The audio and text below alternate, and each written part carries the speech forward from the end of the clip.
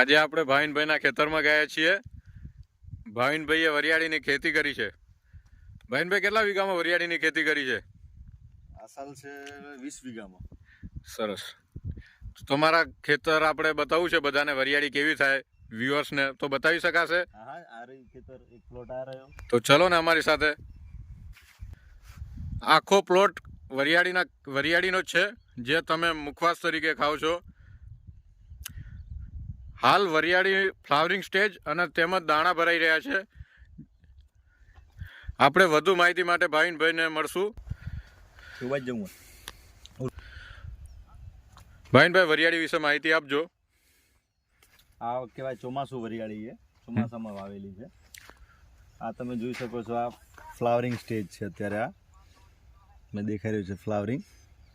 ને આપણે આ બીજો પ્લોટ છે ને, આનાથી વહેલાનો એક પ્લોટ છે, હું તમને બતાવીશ. બીજો પ્લોટ એમાં અત્યારે કટિંગ બી ચાલુ છે ને ખાવા લાયક વરિયાળી બી થઈ ગઈ છે. આ વરિયાળીની આપણે જોઈએ તો કેટલી હાઈટ હોય જનરલી? વરિયાળીની જનરલ 5 થી 6 ફૂટ હોય, એનાથી વધારે હોય તો આડી પડવાની શક્યતા રહે. જ્યાં આપણે આ મસાલામાં ઉપયોગ થાય છે એ જ વરિયાળી છે? હા, એ જ વરિયાળી આવે. વિરાટભાઈ, તમને પ્લોટ બતાવે જે આગતરો પ્લોટ હતો. આપણે આ પાછળનો પ્લોટ છે નેટ થોડો, ને આ આગતરો પ્લોટ ચોમાસાનો. આમાં ખાવા લાયક વરિયાળી થઈ ગઈ, લણવાની એક વાર લણાઈએ ગઈ. આમાંથી બતાવ્યું, જો તમને બતાવું. વિરાટભાઈ જોઈ શકો છો તમે, આ અત્યારે આપણે કાચી ખાવી હોય, આ રહી જો તમે. બસ હવે આ લગમાં લણવા જેવું થઈ ગયું અત્યારે. ગાઈસ, તમે જુઓ તે પ્રમાણે ભાવિનભાઈ કહી રહ્યા છીએ, આ વરિયાળી લીલી ખાવા માટે તૈયાર થઈ ગઈ છે. અને આને શું કે આપણે માર્કેટમાં મૂકવા પહેલા આ વરિયાળીને શું કરશો તમે પ્રોસેસ તરીકે, ભાવિનભાઈ? આમાંથી જે સારા ફૂમતા છે એ લણી લેવાના.